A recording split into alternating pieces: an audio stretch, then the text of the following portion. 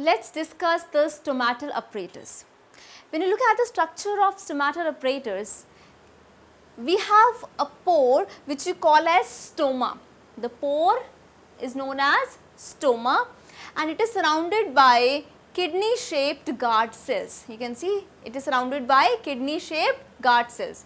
When you look at the kidney shaped guard cells, then the outer wall, it is thin and this inner wall, it is thick. The inner wall is thick and inelastic while the outer wall is thin and elastic. Now these guard cells, they also contain nucleus, they also contain chloroplast, right? And the opening and closing of this pore, that is the stoma, it is regulated by the guard cells.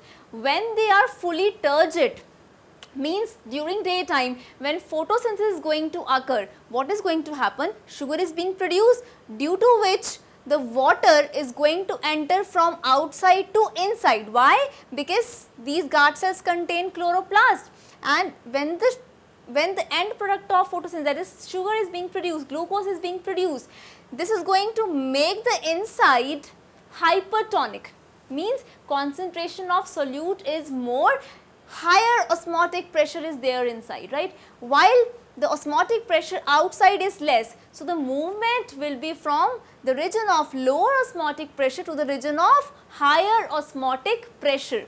So, this is how when water is going to enter from outside to inside, this is going to lead to the turgidity of the guard cells, due to which the guard cells are going to lead to the opening of the pore which we call as stoma. So, this is going to lead to the opening of stoma when the guard cells are fully turgid. When due to some reasons the guard cells are going to lose water, right, when photosynthesis is not taking place, when they are going to lose water, then they are going to become flaccid. This flaccidity is going to result into the pore being closed. So, the stoma is going to be closed when the guard cells are going to become flaccid, means when they are going to lose water. So, remember that the stomatal apparatus contains stoma, that is the pore, and these kidney shaped guard cells. The stoma is surrounded by these kidney shaped guard cells. These kidney shaped guard cells, they contain nucleus, they contain chloroplast. The opening and the closing of the stoma is controlled by the guard cells, right. What happens during daytime when photosynthesis is taking place, what is going to happen? Due to the formation of sugars as a result of photosynthesis, there will be more higher osmotic pressure inside. Why higher osmotic pressure? Because the concentration of the solute, that is glucose or the sugar, you can say, it is more inside.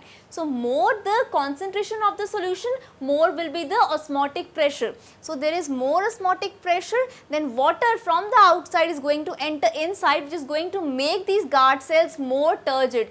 When they are going to be turgid, they are going to be like this, which is going to lead to the stoma being open. So, from here gaseous exchange can take place, from here transpiration, that is loss of water, can take place. So, during daytime this happens.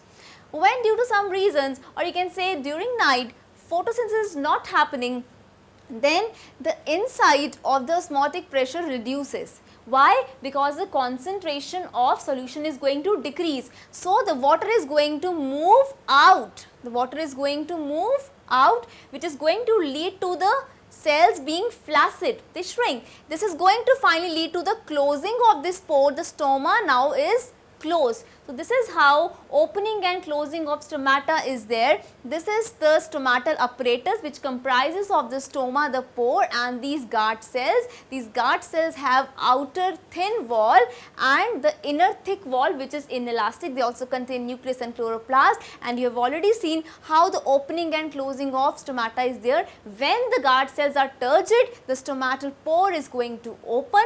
When the guard cells are flaccid, the stomatal pore is going to get closed.